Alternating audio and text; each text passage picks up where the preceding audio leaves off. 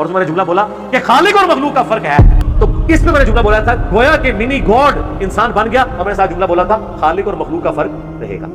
لیکن یہ جو مجازی خدا والا ہے ہمارے ہاں کہ یہ شور تمہارا مجازی خدا ہے، یہ کلمہ کفر تو نہیں ہوگا؟ کلمہ کفر ہے۔ کلمہ کفر ہے کیوں نہیں کلمہ کفر ہے؟ خدا کا تو کوئی مجاز ہے ہی نہیں ہے نا سر۔ اگر کوئی شخص کہ یہ تمہارا شور تمہارا مجازی نبی ہے، نبی واسطے تہاڈی رگ بڑک دی، اللہ سے نہیں بڑک دی، اس تو انداز لگا لو کہ سب کانٹیننٹ نے تانوں کیسی بددین بنایا ہے۔ تو یہ جو مجازی خدا کہتا ہے نا، اس کو خدا تو بڑی چیز ہے نا، تسی جڑے بن کے نا اپنی زنانی کو میں تیرا مجازی نبی ہوں تو لگ پتہ جائے گا تمہیں، پہلے تو زنانی رہنا تیرا سر لائے گی، لیکن آپ دیکھ لیں کہ کیا انہوں نے غلط دین آپ کو سکھایا کہ مجازی خدا تو عام مشہور ہے، مجازی نبی کوئی لفظ نہیں استعمال کرتا۔ ایک خدا جو ساری قدرتوں کا مالک ہے اور وہ اکیلا اور یکتا ہے، وہ آپ کو یہ آفر دیتا ہے کہ صرف یہ 60 سال کی زندگی مجھے دے دو تو میں ایک منی خدا بنا دوں گا۔ سبحان کس حوالے سے؟ وہ رہے گا مخلوق ہی۔ انبیاء کو منی گاڈ مانا ہوا ہے اور اولیاء کو منی رسول مانا ہوا ہے۔ یہ میرا ایک جملہ ہزاروں کتابوں پہ بھاری ہے، یعنی آپ ہزاروں گمراہیاں ایک کتاب میں جمع کریں نا، اور آپ اس کی وجہ پوچھیں نا، تو یہ ہے کہ یہ نبیوں کو منی گاڈ مانتے ہیں اور اولیاء کو منی رسول مانتے ہیں، بس یہ وہ فرق ماننے کے لیے تیار ہی نہیں ہے۔ سر وہ آپ کو ایک منی خدا بنانے والا ہے۔ منی گاڈ کا لفظ اگر مخلوق کے ساتھ کسی نے یوز کر لیا اور پوری اس ایکسپلینیشن کے ساتھ، اس میں شرک کہاں سے آ گیا؟ شرک تو تب ہے، شرک کی بنیادی ڈیفینیشن ہے کہ آپ نے مخلوق اور خالق کو ایک کر دیا۔ تو سرکار یہ تو نہیں ہے، قدیم کو حادث سے الگ کر دیا، توحید ہے۔ ہم نے جب کہہ دیا ہم حادث ہیں، مخلوق ہیں، آپ جتنی باتیں آپ مرضی کریں، شرک نہیں ہوگا۔ مشرکین عرب سے یہ غلطی ہوئی کہ انہوں نے کہا یہ چھوٹے آلہہ ہیں، چھوٹے خدا ہیں، اور ان کا مالک بھی اللہ ہی ہے، لیکن خدا کا لفظ بول دیا آلہہ۔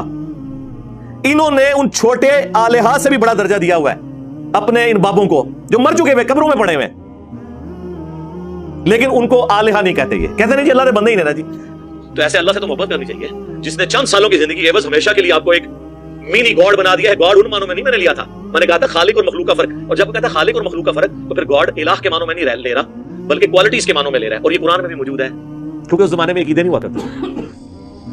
یہ آج کے جھگڑے ہیں جی، عطائی ذاتی، مستقل بذات، غیر مستقل بذات، پتہ نہیں کیا کیا کہانیاں بنائی ہوئی ہیں۔ مخلوق کے لیے کوئی لفظ بولا جاتا ہے وہ ان تمام شرائط کے ساتھ ہوتا ہے، ذاتی اور عطائی کے فرق کے ساتھ، محدود اور غیر محدود کے فرق کے ساتھ، یہ ساری چیزیں اس میں امپلائڈ ہوتی، اور خالق اور مخلوق کے فرق کے ساتھ۔ اس نے کہا یا رسول اللہ میں آپ کو عطائی مان رہا ہوں، غیر مستقل بذات مان رہا ہوں، اور میں اللہ کی اطاعت سے ہی مان۔ اس زمانے میں کہانیاں نہیں سن ہوندیاں بھائی، اردو دین سیدھا سیدھا سی، تو اسی واسطے اسی سیدھا سیدھا دین تو بیان کر رہے ہیں، کتاب والا دین۔ شرک کی بنیادی ڈیفینیشن ہے کہ آپ نے مخلوق اور خالق کو ایک کر دیا، تو سرکار یہ تو نہیں ہے، قدیم کو حادث سے الگ کر دیا، توحید ہے۔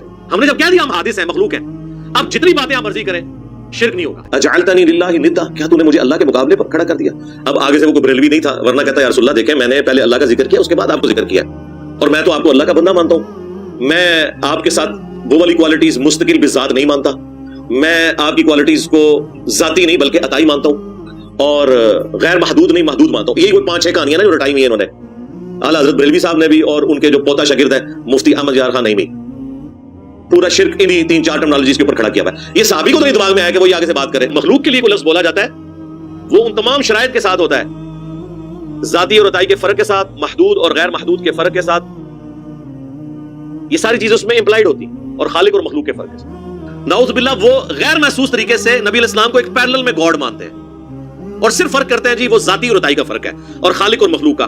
منی گاڈ کا لفظ اگر مخلوق کے ساتھ کسی نے یوز کر لیا اور پوری اس ایکسپلینیشن کے ساتھ، اس میں شرک کہاں سے آ گیا؟ سوال یہ تھا کہ اللہ تعالیٰ کو خدا کہنا درست ہے یا نہیں؟ تو جواب، اللہ عز و جل پر ہی خدا کا اطلاق ہو سکتا ہے۔ اللہ عز و جل پر ہی سے باقی سب کی نفی کر دی کہ کسی نبی ولی کسی بھی ہستی پر خدا کا اطلاق جائز ہی نہیں، صرف اللہ پر۔ اور سلف سے لے کر خلف تک ہر قرن میں تمام مسلمانوں میں بلا نکیر اطلاق ہوتا رہا ہے، سلف سے خلف تک۔ ابھی میں بتاؤں گا کہ تابعین سے، کیونکہ یہ جو فارسی ہے یہ عربی کی ہمشیرہ ہے، یعنی قریب ترین بولی جو عربی کے ماضی میں بڑی قریب تھی، تو اس وقت ہی یعنی اللہ لفظ کی جگہ خدا کا لفظ استعمال ہونے لگا، اور پھر یعنی جو جب ترجمے ہوئے پہلے فارسی میں پھر اردو میں، دنیا میں جہاں بھی، تو لفظ اللہ کے ترجمے میں قرآن میں خدا ہی لکھا جاتا رہا ٹرانسلیشن کے طور پر۔ تو یہ کہتے ہیں کہ ہر دور میں بلا نکیر کی کسی نے یہ اعتراض نہیں کیا کہ تم نے اللہ کو خدا کیوں کہا۔ پھر کہتے ہیں اس کا معنی کیا ہے، اور وہ اصل میں خود آ ہے، خدا اصل میں خود آ ہے، جس کے معنی ہے وہ خود موجود ہو، کسی اور کے موجود کیے موجود نہ ہوا ہو.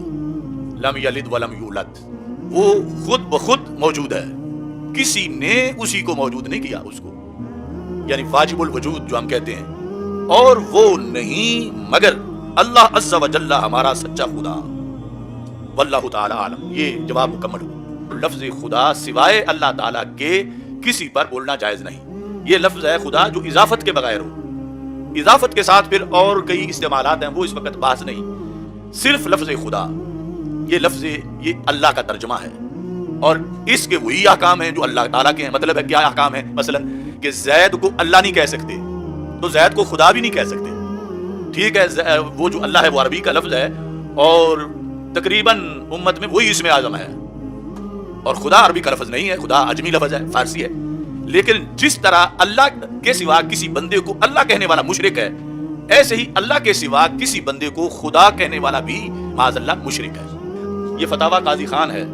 اس فتاوی قاضی خان اولین اس میں لکھا ہے وَلَوْ قَالَ بِالْفَارِسِيَّةِ خدائے ما بزرگ است، یعنی نماز کے مسائل بیان کرتے ہوئے کہا کہ اگر کوئی شخص تکبیر تحریمہ کے وقت اللہ اکبر کہنے کی بجائے اس کا ترجمہ فارسی میں بول دے، اللہ اکبر کا معنی خدائے ما بزرگ است، اکبر بزرگ است، اللہ خدائے ما، تو کیا ہوگا؟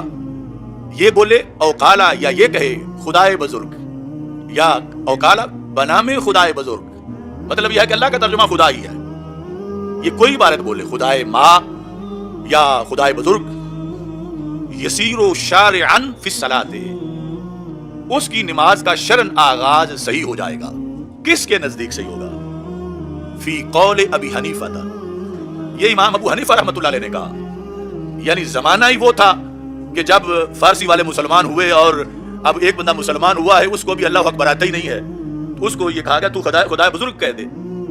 تو کہا یہ کس نے؟ امام ابو حنیفہ نے، اور امام ابو حنیفہ تابعی ہیں. تو پھر پتا چلا کہ لفظ اللہ کی جگہ خدا بولنا یہ 2-4 صدیوں کی بات نہیں، یہ تابعین سے چل کے آیا ہے، اور تابعین سے ثابت کیا ہے تو امام ابو حنیفہ نے کیا ہے. اور یہ ذکر کہاں ہے؟ یہ ہماری کتابوں میں ذکر ہے، یہ ان لوگوں کی کتابوں میں نہیں جو یہ 1.5-2 صدی کے ہیں پیچھے. فتاوی تاتار خانیہ، اس کی جلد نمبر 1، اس کے اندر 440 صفحے پر لکھا ہے وَلَوْ كَبَّرَ بِالْفَارِسِيَّةِ، اگر کسی نے تکبیر تحریمہ فارسی میں کہی، بِأَنْ قَالَ، یہ بات تصویریہ ہوتا ہے کہ کیسے فارسی میں کہی، بِأَنْ قَالَ خدا بزرگ است، اس نے یہ کہا کہ خدا بزرگ ہے، او قَالَ خدائے بزرگ بنام خدائے بزرگ، جاز عند ابی حنیفہ رحمہ اللہ تعالی. تو یہ بھی ثابت ہوا کہ یہ لفظ سلفن خلفن بولا رہا ہے، اور اس پر انکار کسی نے نہیں کیا، اور اس کو لفظ اللہ کے متبادل مانا گیا ہے.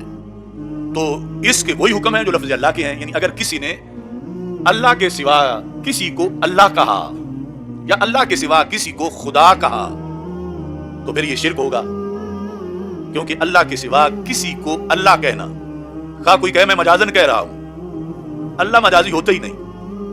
اور ایسے ہی اللہ کی جگہ لفظ خدا ہے تو خدا بھی مجازی نہیں ہوتا. خدا ہوتا ہے واجب الوجود، اور جو واجب الوجود ہو وہ مجازی نہیں ہوتا. بدائع الصنائع فی ترتیب الشرائع، امام کاسانی جو 557 ہجری میں فوت ہوئے، یہ پہلی جلد ہے. اس میں ہے وَلَوْ اِفْتَتَحَ الصَّلَاةَ بِالْفَارِسِيَّةِ، یہ جدا جدا الفاظ ہیں سب کے. 196 صفحے پر جلد نمبر 1، اگر کسی نے نماز کا افتتاح کیا فارسی میں، کیسے؟ بِأَنْ قَالَ خدائے بزرگ در، او خدائے بزرگ یسیر و شارعن عند ابی حنیفہ، تو امام اعظم ابو حنیفہ رحمۃ اللہ علیہ کے نزدیک وہ شروع کرنے والا ہو جائے گا. اگرچہ صاحبین کا اس میں اختلاف ہے، مگر وہ لفظ تھا تو پھر اختلاف ہوا.